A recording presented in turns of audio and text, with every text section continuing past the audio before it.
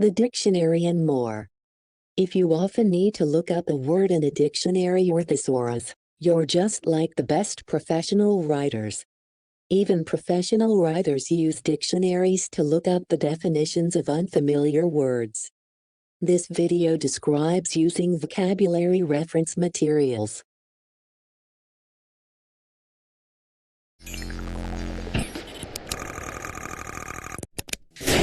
Hi, I'm Brittany.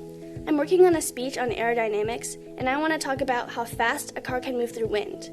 I've come across a word that's hard to pronounce. Here's the word. I know I have to look up the pronunciation, but there are so many reference materials. Which one do I use? Which reference source will always show you how to pronounce a particular word? If you answered dictionary, you're correct. When you look up a word in a dictionary, it will give you the phonetic spelling of the word, which will help you with the correct pronunciation. Here's the dictionary entry for the word she's trying to pronounce. It includes the part of speech, noun, and then the phonetic spelling. The pronunciation is coefficient. I'm glad I had a dictionary handy. Now I know how to say coefficient.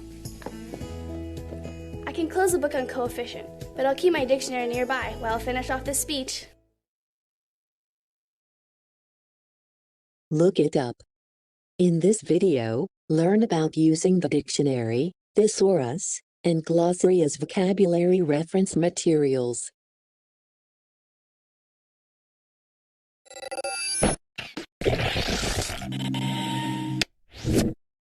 Hi, it's Louis. Did you know that I'm really into cars? I love learning about different kinds of cars, and also about design, engineering, and how cars work. I'm writing a blog post about cars and aerodynamics. It's a pretty fascinating topic, but really complex. I'm doing lots of research.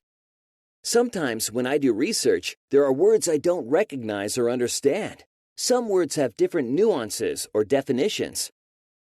I use a lot of reference materials to make sure I'm doing everything right. You can use them too. The reference materials I use most often are a glossary, a thesaurus, and a dictionary. You can find them online or as books in the library. If you're like me, you might even have them at home. You might be able to use one resource to cover all your needs, but for the most part, each reference source has a specific function. Let's first look at a glossary. A glossary isn't usually a separate book.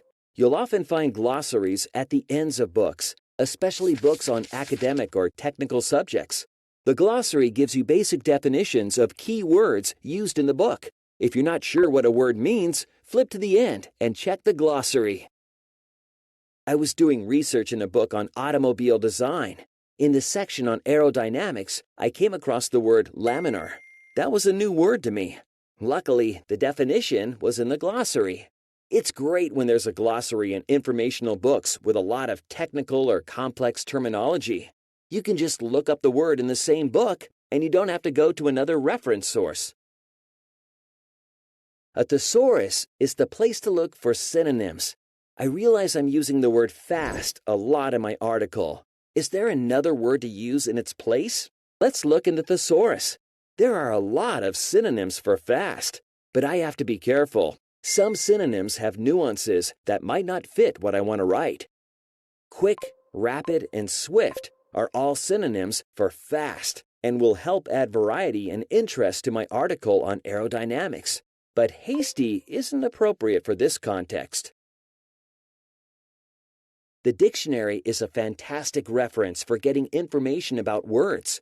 You can learn their definition and make sure you're using the right word. Some words have more than one definition, so don't get mixed up and use the wrong word. Let's see. The thesaurus told me hasty was a synonym for fast, but the dictionary tells me hasty means acting with great speed, urgent. That definition tells me that hasty describes how people move, not cars. I had a feeling hasty wasn't a good synonym for my article, and using the dictionary helped me confirm that thought. The dictionary provides a lot of other information about words, like the pronunciation. I know how to pronounce hasty, but there are a lot of other technical words in this article I'd need to look up to pronounce. You can also find a word's part of speech. This is important because some words can be nouns, verbs, adjectives, or adverbs. By looking up the part of speech, you can make sure you're using the word correctly. Then there's the word etymology, which is the word's origin and how it's changed over time. A word's etymology can help you understand its meaning in a particular context. For example, the word nice may have different meanings in a current text and a text from the past. The older meaning of nice comes from the Latin word nescius, which means to be unaware or ignorant. It's great to have so many resources for learning about words you don't know or don't know how to pronounce. And I'm going to use a lot of those words in my blog post.